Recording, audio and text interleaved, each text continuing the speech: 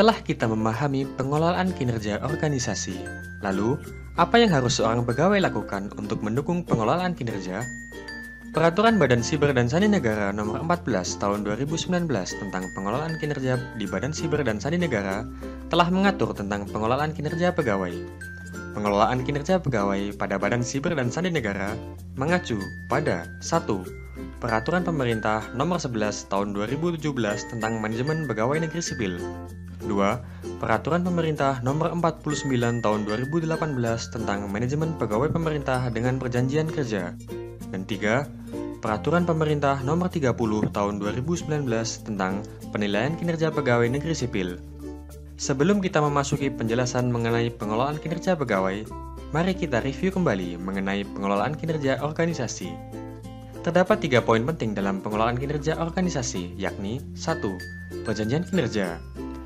Perjanjian kinerja adalah dokumen yang berisikan penugasan dari pimpinan unit kerja yang lebih tinggi kepada pimpinan unit kerja yang lebih rendah untuk melaksanakan program atau kegiatan yang disertai dengan indikator kinerja. 2. Pengukuran kinerja. Pengukuran kinerja organisasi dilakukan berdasarkan data yang diperoleh dari laporan capaian unit kerja. Data inilah yang nantinya diolah dan kemudian akan menghasilkan nilai kinerja organisasi. 3. Pelaporan kinerja. Pelaporan kinerja merupakan bentuk akuntabilitas unit kerja dari setiap kegiatan yang dilaksanakan dan anggaran yang digunakan. Pelaporan kinerja organisasi disusun menjadi laporan kinerja yang disusun setiap akhir tahun anggaran. Pengelolaan kinerja pegawai tidak jauh beda dengan pengelolaan kinerja organisasi. Terdapat 3 poin penting dalam pengelolaan kinerja pegawai, yakni 1. Perjanjian kinerja yang berbentuk SKP. 2. Pengukuran kinerja yang berbentuk CKP. Dan ketiga, laporan kinerja yang berbentuk P2KP.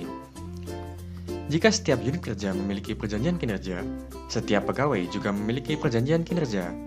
Perjanjian kinerja ini merupakan wujud komitmen dan kesepakatan atasan dan pegawai di bawahnya sebagai dasar pelaksanaan kegiatan. Perjanjian kinerja pegawai memuat sasaran kinerja pegawai atau SKP. SKP disusun untuk menentukan rencana kerja dan target yang akan dicapai dalam 1 tahun. Di dalam SKP, terdapat 2 macam kinerja yang diperjanjikan, yakni kinerja utama dan kinerja tambahan. Kinerja utama merupakan tugas pokok yang harus dilaksanakan pegawai dalam mengemban jabatannya. Sedangkan kinerja tambahan merupakan tugas-tugas di luar tugas pokoknya yang diberikan atasan namun tetap berkaitan langsung dengan output organisasi di mana pegawai tersebut bekerja.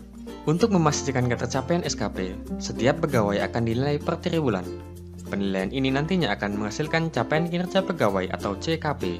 CKP diperoleh dengan cara membandingkan antara realisasi kinerja dengan target yang ada pada SKP, ditambah dengan nilai kinerja tambahan dan nilai kreativitas.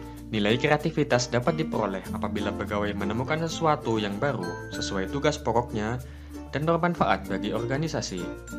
Pada akhir tahun, CKP triwulanan akan diakumulasikan untuk mengetahui CKP tahunan. Selain itu, di akhir tahun, pegawai juga akan mendapatkan penilaian perilaku berdasarkan 5 aspek, yakni orientasi pelayanan, komitmen, inisiatif kerja, kerjasama, dan kepemimpinan. CKP tahunan dan nilai perilaku akan diformulasikan untuk menghasilkan nilai kinerja pegawai atau NKP. Secara periodik, NKP akan disampaikan oleh pejabat penilai kinerja pegawai secara berjenjang kepada tim penilai kinerja dan unit kerja yang membidangi pengelolaan kinerja pegawai sebagai bentuk laporan kinerja pegawai. Selain NKP, laporan kinerja pegawai juga berisi predikat kinerja pegawai, permasalahan kinerja pegawai, dan rekomendasi. Dari hasil laporan kinerja pegawai inilah, pegawai akan berhak mendapatkan penghargaan atau memperoleh sanksi. Pegawai yang memiliki predikat baik atau sangat baik akan diberikan penghargaan, sedangkan pegawai yang memiliki predikat kurang atau sangat kurang akan memperoleh sanksi sesuai peraturan yang berlaku. Nah, itulah tadi penjelasan singkat mengenai pengelolaan kinerja pegawai berdasarkan Peraturan Badan Siber dan Sandi Negara Nomor 14 Tahun 2019 tentang pengelolaan kinerja di Badan Siber dan Sandi Negara. Mari seluruh pegawai, kita semua bersinergi karena sinergitas adalah kunci keberhasilan pengelolaan kinerja. Bersama, kita membangun BSSN menjadi yang lebih baik.